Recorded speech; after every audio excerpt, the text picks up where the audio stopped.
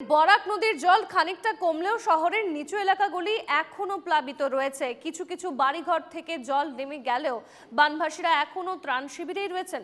বাড়িমুখো হতে পারেনি তারা। অনেকের বাড়িতে জল থাকায় তারাও বাড়ি ফিরতে পারছেন না। ছবি দেখছেন আপনারা শিলচরের।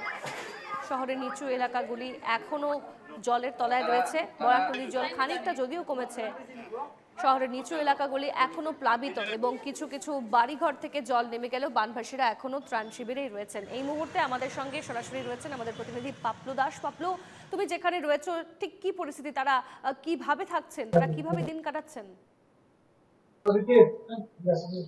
স্বর্ণালী, আমি যে ক্যাম্পে রয়েছি সেটা শহরের দেশভক্ত তরুণরাম ফুকন একটা স্কুল, এবং সেখানে প্রায় 110 জনেরও বেশি মানুষ এই ক্যাম্পে আশ্রয় রয়েছেন। এবং তোমাকে যদি আমি কাছাড় জেলার কথাটা বলি, গোটা কাছাড় জেলায় কিন্তু বন্যা কিছু কিছু পরিবর্তন হলেও 15টা কাটিগড়া যে রাজস্ব সার্কেল রয়েছে, সেই রাজস্ব চক্রে 15টা ক্যাম্প রয়েছে, এবং শিলচর রেভিনিউ সার্কেলে 38টা ক্যাম্প রয়েছে এ ধরনের।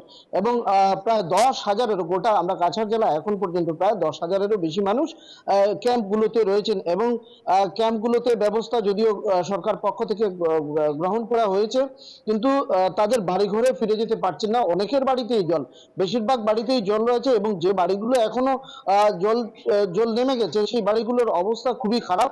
ফলে আমরা সেই বাড়িগুলোতে দেখতে পাচ্ছি না তাদের যেতে। কিন্তু তোমাকে আরেকটা তথ্য আমি জানাই, গত প্রায় 15 দিন আগে এই শিলচর শহরে যে বন্যা হয়ে গেল, বা কাছাড় জেলায় যে বন্যা হয়ে গেল, সেই বন্যায় এই ক্যাম্পে এসেছিলেন আরতি দাস নামে এক মহিলা, প্রেগনেন্ট মহিলা। কিন্তু সেই একদম শেষ মুহূর্তে তিনি এখানে ক্যাম্প থেকে হসপিটালে নিয়ে যাওয়ার পর তাকে তিনিও সন্তান প্রসব করতে পারেননি, তার মৃত্যু হয়। তার পরিবার পরিজনেরা রয়েছে। পাশাপাশি এখানে গত 2 দিন আগে এই ক্যাম্প থেকে একজন মহিলা, প্রেগনেন্ট মহিলা, তার ফুটফুটে একটি শিশুর বাচ্চা জন্ম দিয়েছেন রবিবার। প্রিয়া দাস নামে সেই মহিলা। এবং কি ঘটেছিল সেদিন, আরতির পরিবার, আরতির বিষয়টি কি হয়েছিল, আরতির মা রয়েছেন, আমরা তার থেকে জানবো অ্যাকচুয়ালি কি ঘটেছিল। মানে তাইলে শরীরে জল হয়ে গেছে, ব্লাড নাই, কম আসলে এইখান থেকে ব্লাড মানে ফ্রি দোয়াইছে 1 বোতল। এইটা আমরা গিয়া সিভিলে নিয়ে গেছি। 1 বোতল সিভিলে দোয়াইছে ব্লাড, তারপরে শেষ ছিল। তারপরে আয়রনের স্যালাইন দোয়াইছে 3 বোতল।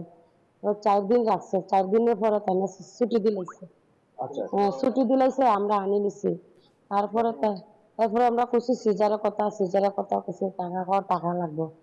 কে বললো টাকা লাগবে? ডাক্তারে টাকা লাগবে। তারপর আমরা বলছি, স্যার আমরা তো গরিব মানুষ, আমি বেশি টাকা দিতে পারতাম না, আমার টাকা লাগবে। তারপরে আমরা ছুটি দিলাইছে, তারা আনি নিছি। অর্থাৎ সিজারের কথা আপনারা বলার পর ডাক্তার বলেছেন টাকা লাগবে হ্যাঁ। শিলচর সিভিল হাসপাতাল। আমরা খুশি, গরিব মানুষ, আমরা পারতাম না। সিজার টাকা লাগবে, সিজার কম টাকা দিব না, টাকা লাগবে। তা আমরা সেখানে ছুটি দিলাইছে। আমরা তারপরে সিভিল থেকে লিখা দিছে, সিভিল মেডিকেল লিয়ে যেতাম। মেডিকেলে লিয়ে গেছি, তাও কইছে ব্লাড নাই। তারপরে আমরা ব্লাড খালি 1 বোতল জোগাড় করছি। 1 বোতল ব্লাডের দাম 5,000 টাকা নিছে। আমরা গরিব মানুষ। এই 5,000 টাকা কোথায় নিল? আমরা আরেকজনের কাছ থেকে ঋণ লইছি। হাতে পায়ে ধরিয়ে আমরা লইছি। লইয়ার পরে 1 বোতলে রক্ত দেওয়ার পরে বাচ্চাটা হয়েছে। বাচ্চা হওয়ার পরে তো বাচ্চা মারা গেছে পেটে।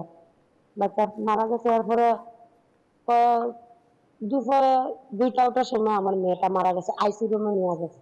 প্রণালী অত্যন্ত গুরুত্বপূর্ণ, অত্যন্ত কি বলবো, শিলচর সিভিল হসপিটালের বিরুদ্ধে যে অভিযোগটা তিনি করলেন, সিজারের জন্য টাকা চেয়েছিলেন ডাক্তার, এবং শিলচর মেডিকেল কলেজে ব্লাডের জন্য 5,000 টাকা দিয়ে তারা ব্লাড সেটা কিনেও তারপরেও কিন্তু সেই রোগীকে বাঁচাতে পারেননি।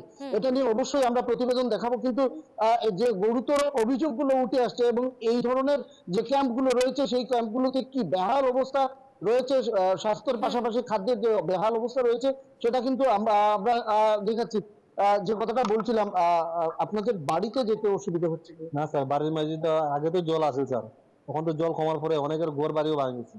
আর অনেক ফেক লুট, মানে লুট করছে কি, তখন এই লুট গুলা আগের বারের লুট আছে, অনেক ফেক আছে। ফেকের লাগে স্যার যাওয়া যায় না। আগের যে ফেকটা সরাসরি আমরা আসলাম, টাকা 10 দিনের মতো 15 দিনের মতো আসতাম, কিন্তু এখন দেখা যায় এটা ওখানে ওখানে এবার আরো হয়েছে। ওখানে এই লুটের মধ্যে স্যার কিলাখান যায়নি, এর মধ্যে নদীর জল আবার বাড়তেছে, আবার আমরা কষ্ট হইব স্যার। এই কষ্ট লাগে আমরা তো যাইমো, আস্তে জল কমতে যাইমো, কিন্তু এখানে অনেক পরিবার আছে যেমন সানমারিতে থাকে, আমরা ওই সাইডে থাকে, অপর সাইডে থাকে, তারাই কিন্তু ওখানে জল আছে, এখন বর্তমানে জল বাড়ে রবি, তারা একেবারে দিতে পারে। অর্থাৎ আমরা আপনার পাবলো নদীতে যেমনটা হালকা বাড়ছে, বুঝতে একটু পারছি কমছে যে না। বরাক নদীর জল যেহেতু খানিকটা বৃষ্টি যেহেতু খানিকটা কমেছে, তবে এখনো শিলচরের বেশ কিছু এলাকা জলের তলায় এবং তার জন্য বহু মানুষ নিজেদের ঘরবাড়ি ছেড়ে ত্রাণ শিবিরে আশ্রয় নিয়েছেন। তারা ঠিকঠাক কোথাও ত্রাণের সমস্যা এবং কোথাও দেখা যাচ্ছে যে স্বাস্থ্য বিভাগের প্রতিও অভিযোগ তুলছেন এলাকাবাসী। আমাদের সেদিকে নজর থাকবে। আপাতত ধন্যবাদ তোমাকে।